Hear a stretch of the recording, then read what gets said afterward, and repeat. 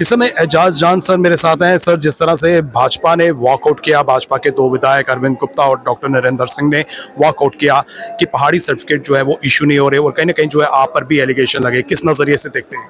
देखिए,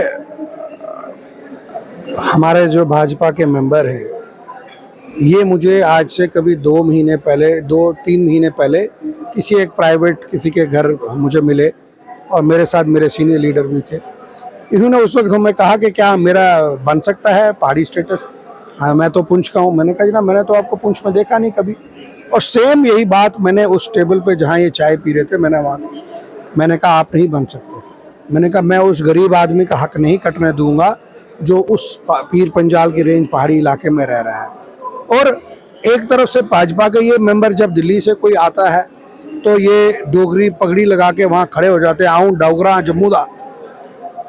और आज वही डोगरा जो है अपने आप को, अपनी डोगरी पहचान खत्म करना चाहता है, वो अपने आप को पहाड़ी बताना चाहता है।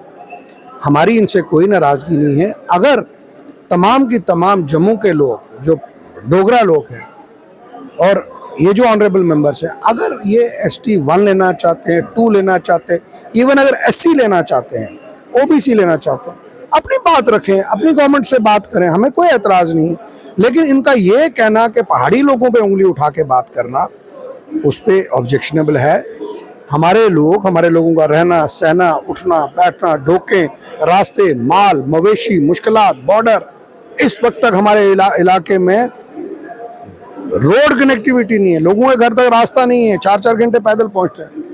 आप उसको एट पार गांधीनगर के साथ करना चाहते हो, आप उसको एट पार RS-पुरा के साथ करना चाहते हो। ये चीज़ जो है ये उनका ये भी कहना है कि आप कश्मीर से थे और उसके बाद आप पुंछ में आकर बसे।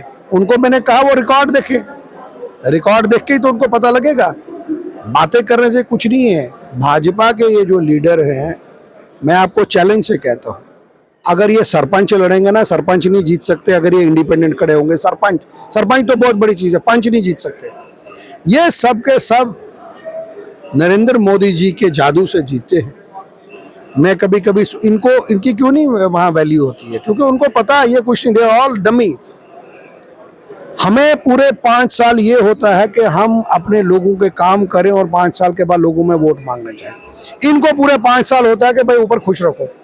अरविंद गुप्ता की जो बैकग्राउंड है वो कहीं ना कहीं मीरपुर से हैं, और जिस कॉन्स्टिट्यूंसी में वो बिलोंग करते हैं वहाँ पर ज़्यादातर लोग जो हैं मीरपुर से जो हैं वहाँ पर बसाए गए हैं। क्या उनका राइट आपके नज़रिए में होना चाहिए, नहीं होना चाहिए?